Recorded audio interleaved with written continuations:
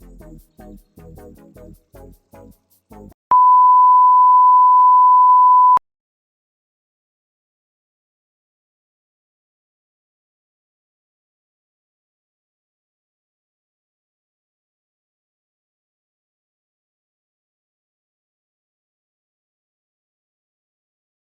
you are new here, welcome.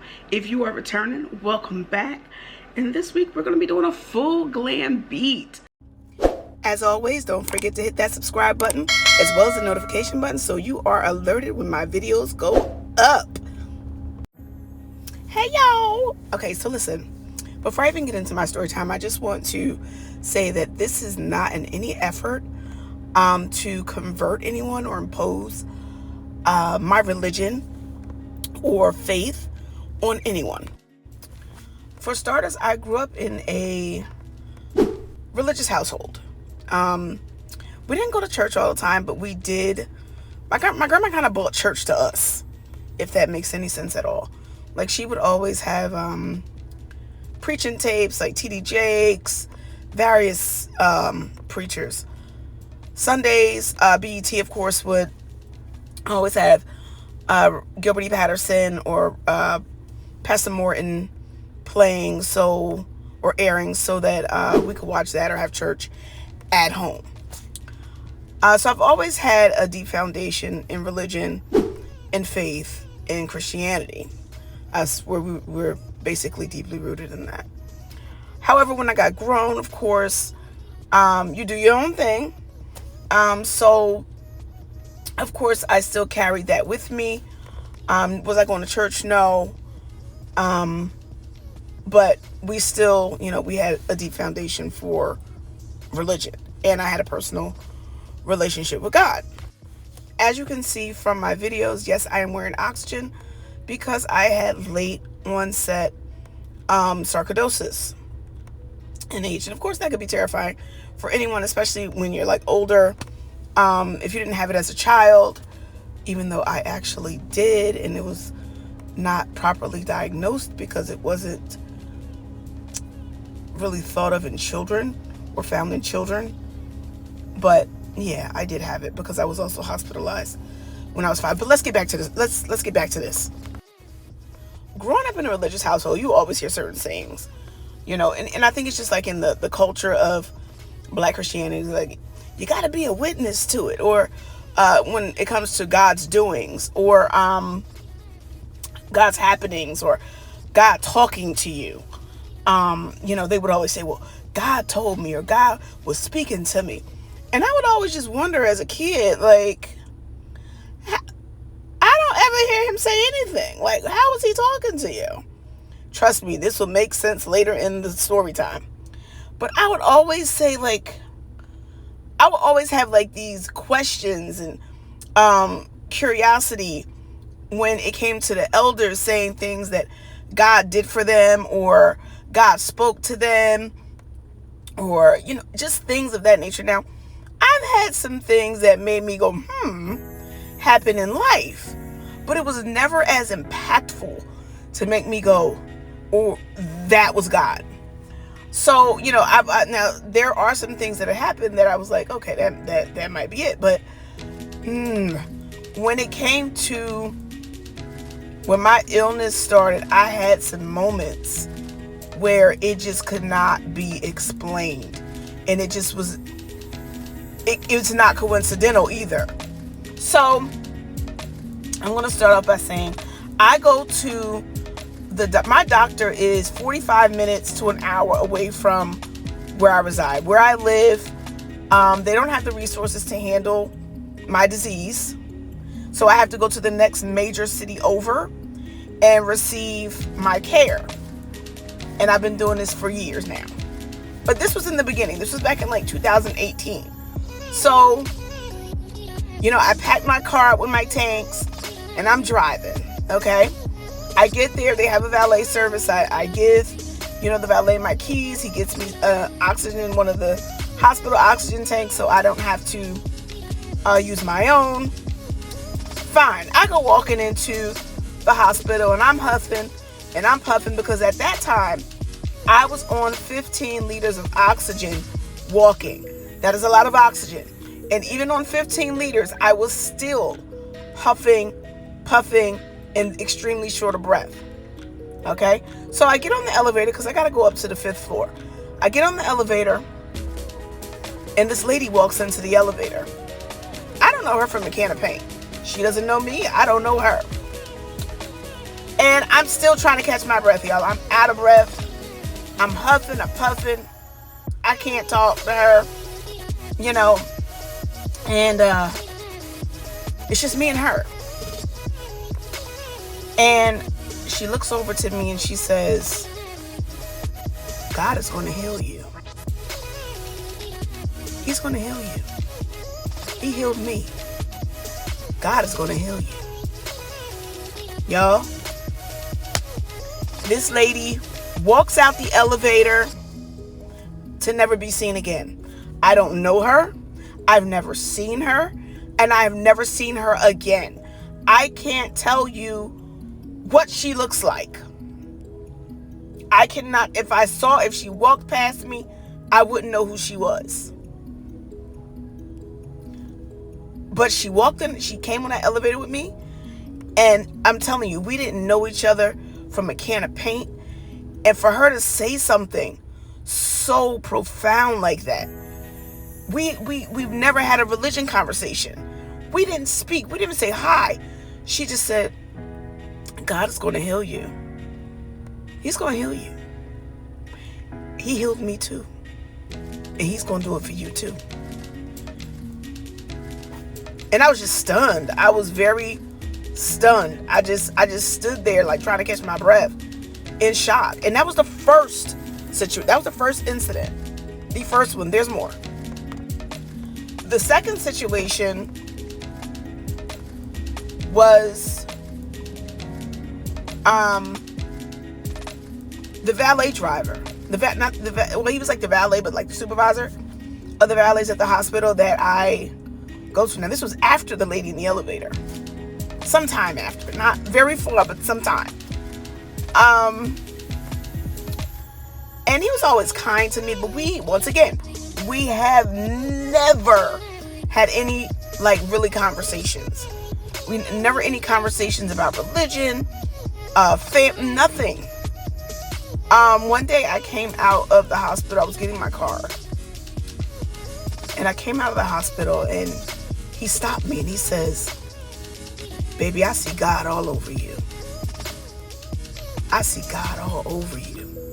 And I'm telling you it just like he told it to me. He said, baby, I see God all over you. He's all over you. I got in my car and I just cried. Because what would make him say that? How would he know? How? This man don't know me. How would he know that? And then the pandemic occurred. I have not seen him since. The pandemic occurred, and during the pandemic, they took the valet option away because, of course, you have to get in other people's cars. They didn't want the whole, transferring of germs and so forth and so on. So they canceled valets during the pandemic time. And you had to park your own car and, so forth and so on. And I never saw him again. Mind-boggling.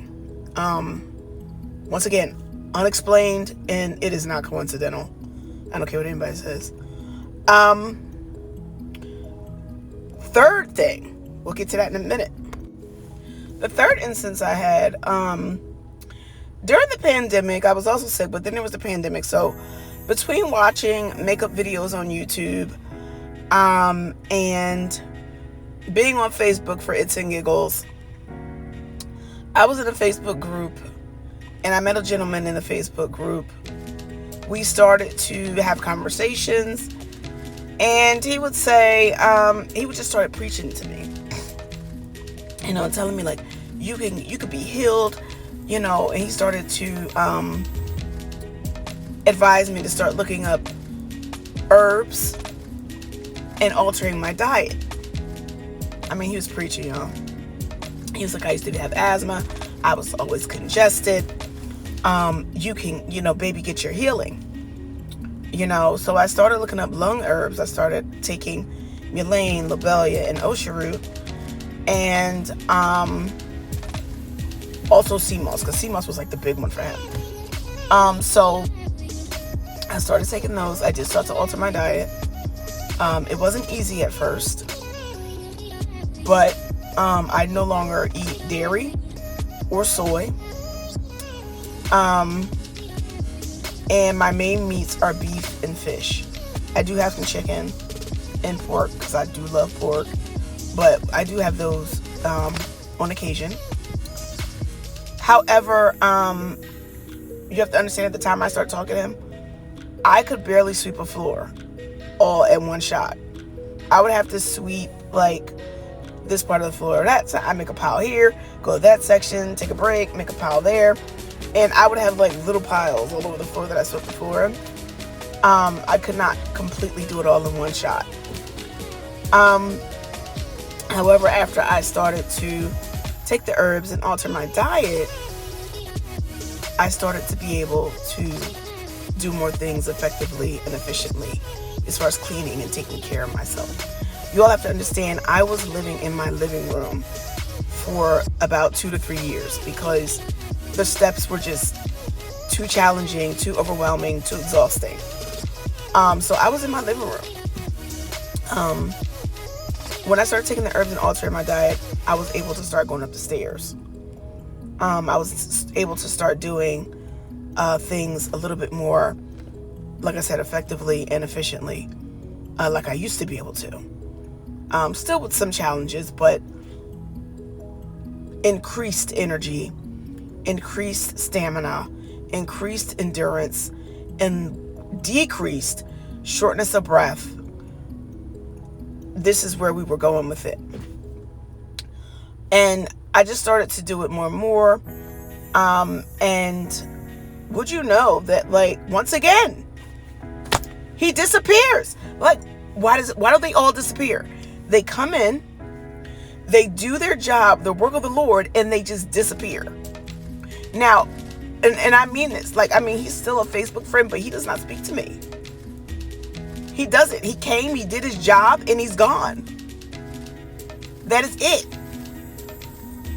That was it. And I mean, this man preached to me for like a good 6 months. Change your diet. I'm telling you, you can be healed. You get your healing. Do this, do that. And then he just like the lady in the elevator, just like the valet driver. This is the Facebook group guy, and he's gone. They just leave, they're gone. They come in, they do the work of God, and they're done. They go. They're on to their next mission, or whatever it is that they're called to do.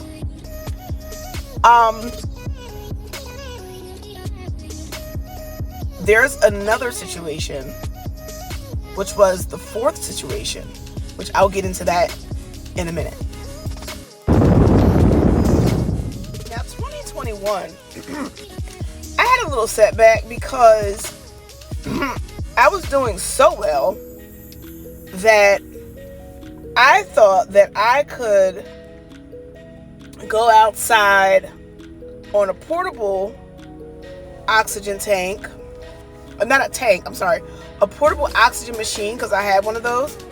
And I would use it to drive on, because it has a continuous flow option. I need continuous flow.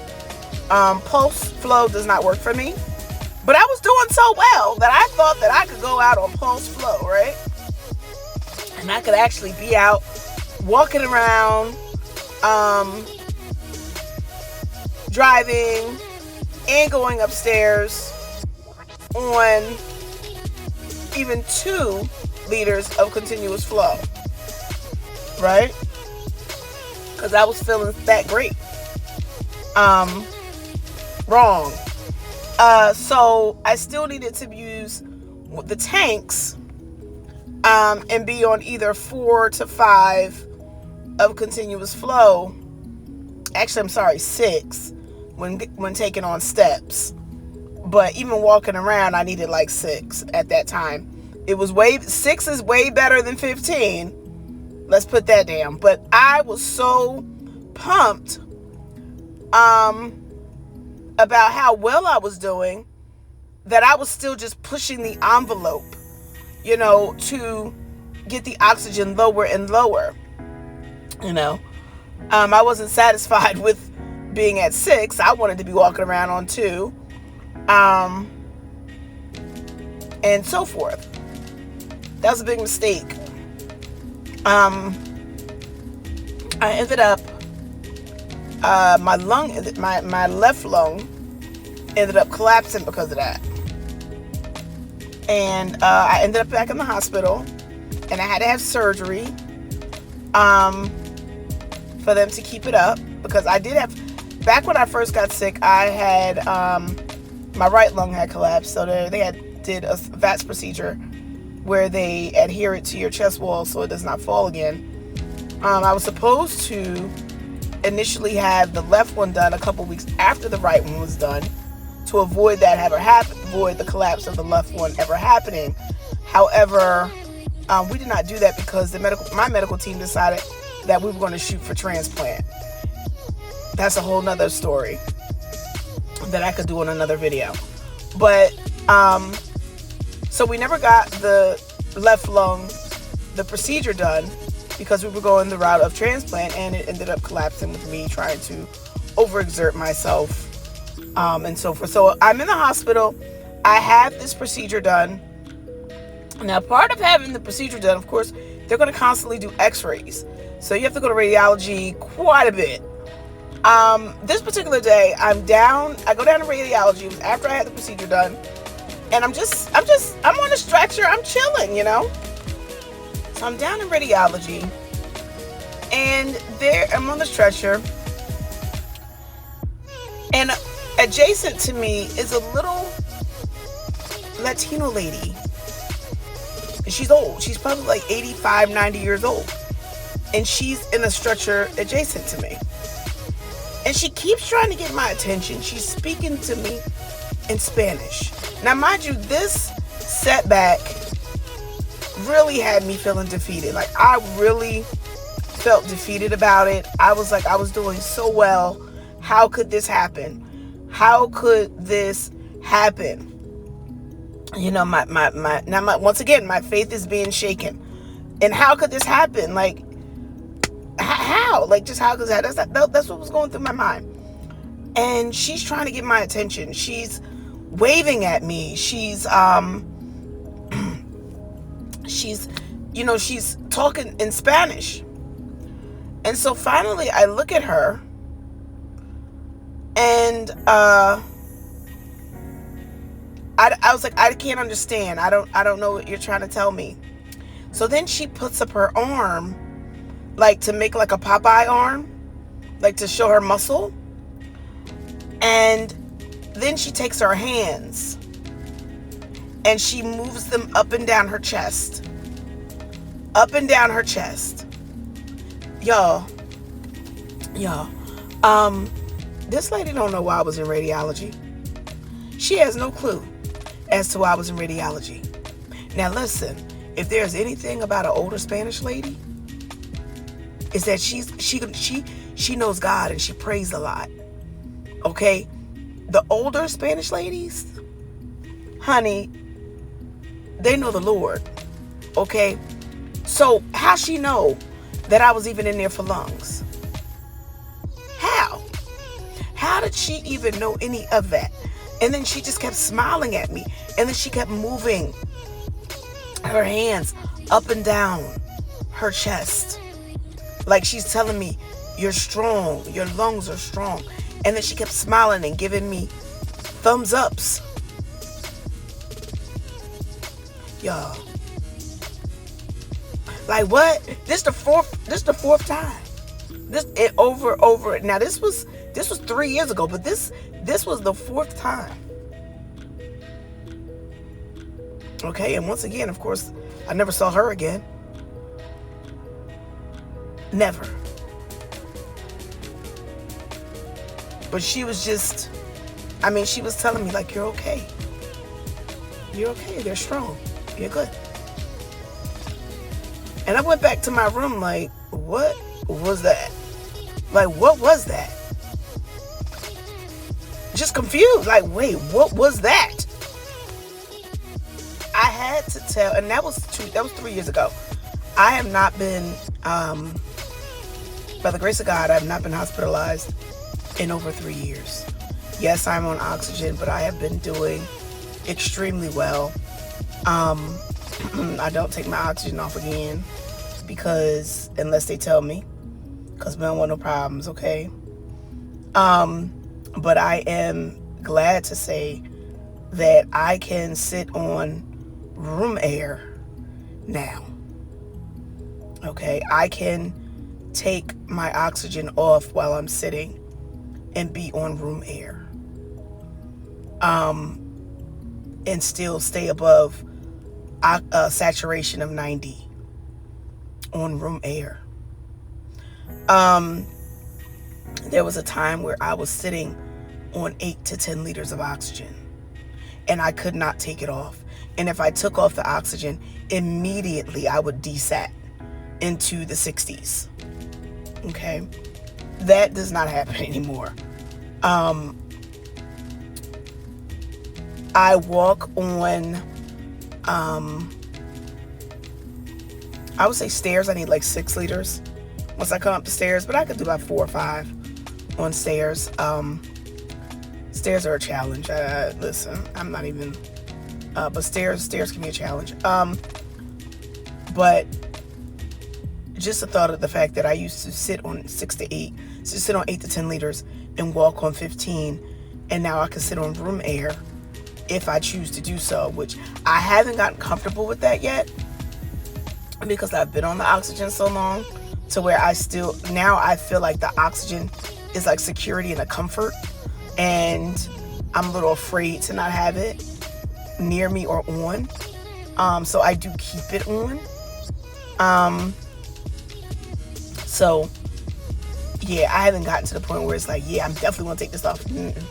So I keep it on at all times still.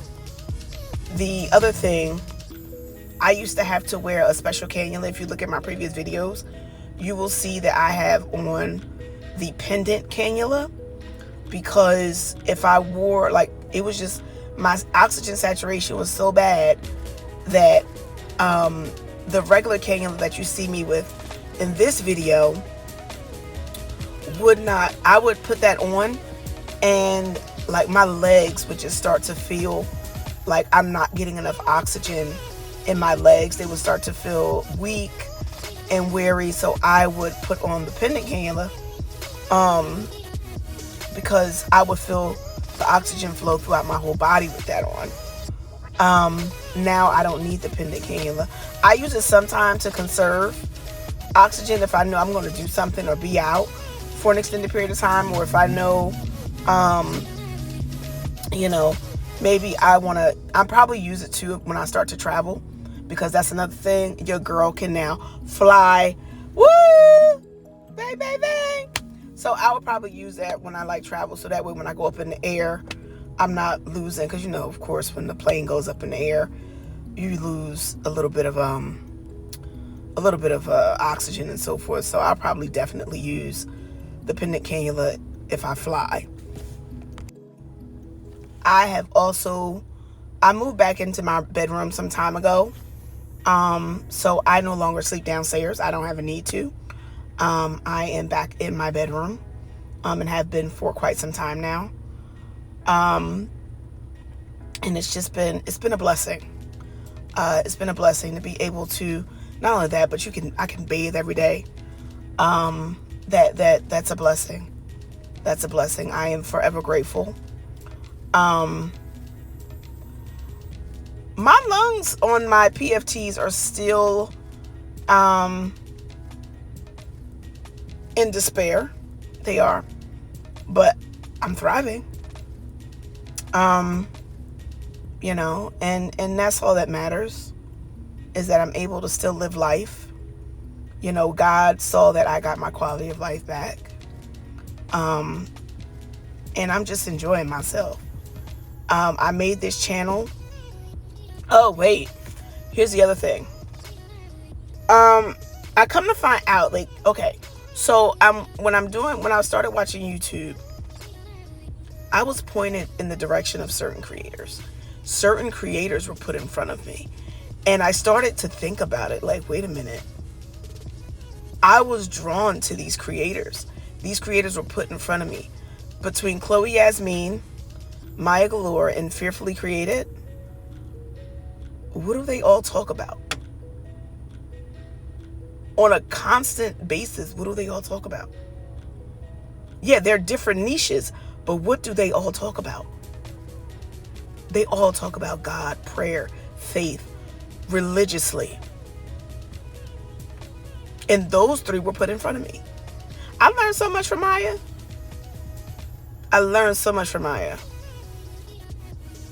Chloe, I just like watching Chloe. I like her spirit. Fearful Created, same thing. Love her spirit. But and Maya too. But godly girls were placed in front of me to guide me and be my entertainment through my journey. It's sort of like God was saying, hey, I'm going to put my best in front of you to keep your spirits lifted, to keep you from doubting or wavering what I will and can do for you. And I'm forever grateful. I can't even begin to tell you all how this entire ordeal has been a blessing in disguise for me and my children. I've been a stay-at-home mom now for 8 years. And while I'm on oxygen, you know, my kids will tell you our lives have just been enriched since you've been home. You know, you don't have to work anymore, and you're home with us. You're able to mother, you know, effectively. So it has not been all bad, but I definitely wanted to get on here and inspire someone who may be going through the same ordeal, who may feel like there's no end in sight, or they're just at their wits' end, you know, to inspire, give hope that things can change. Your diagnosis can, you know, it can make a turn for the better, you know, and also to look at the glass half full. What are you gaining? What are the positives that are coming out of what you're going through? Because there are some positives. It's not all bad. You just have to look for them. You have to be open and receptive to be able to see them and then receive them and just say, hey, you know, I might be going through this, but this got better, you know, and you just have to take it all in stride. I figured I'd do a voiceover because it just would have been too complicated for me to do the story time at the same time as doing the makeup. I like to be ultra focused, especially when dealing with eyeshadow, because child, listen, eyeshadow is, whew, I haven't mastered that yet. I mastered my base, but eyeshadow, we're still working on that one. Still working on it. But yeah, I hope you all enjoy the video. I'm going to probably stop talking right about now, to allow you all just to, you know, vibe out with what I'm doing and listen to the music. If you have any questions, comments, concern, feel free to comment. Like, I don't bite. And I will comment back. I do speak back. So just, you know, go ahead, and if you have a comment you'd like to comment, if you're going through something, if you want a prayer, go ahead and comment. I'm definitely open to that. Does not matter. I do not discriminate. And I hope you all have a blessed day. Enjoy the video. And I will see you all in the next video. Bye-bye.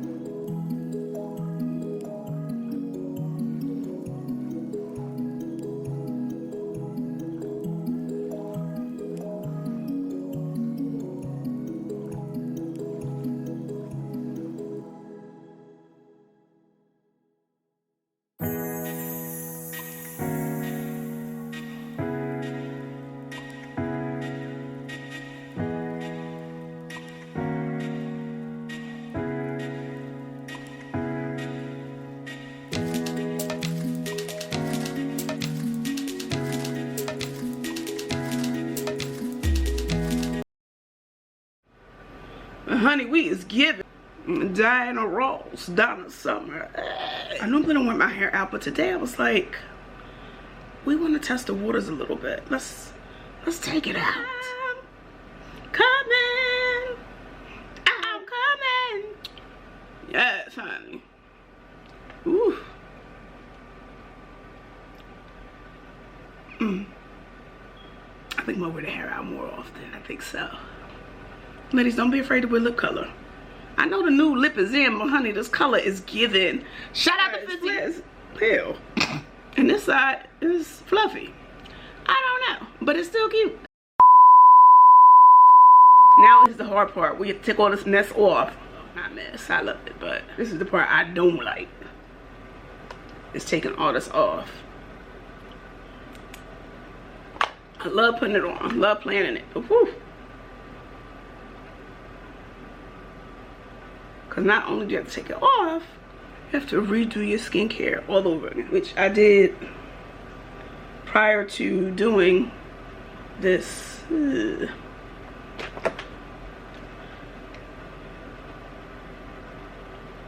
bought these little makeup wipes from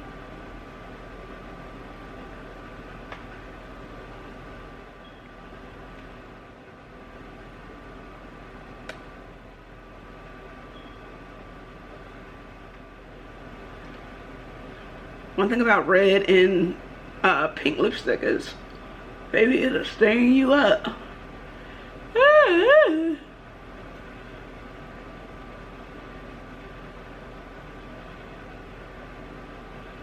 Oh.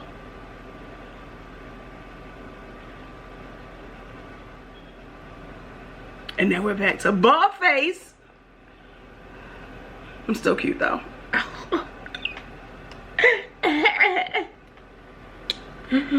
Oh.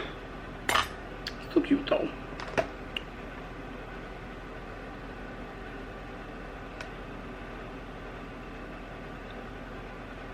Get my eyebrows done before next week.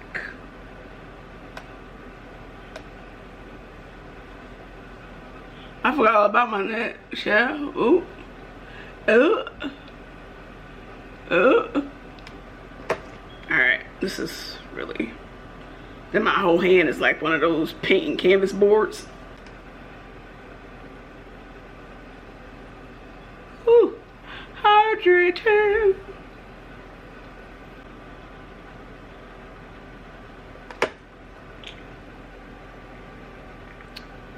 And that's how we're gonna roll for the rest of the day. Okay, now you can leave. This time is for real. Total.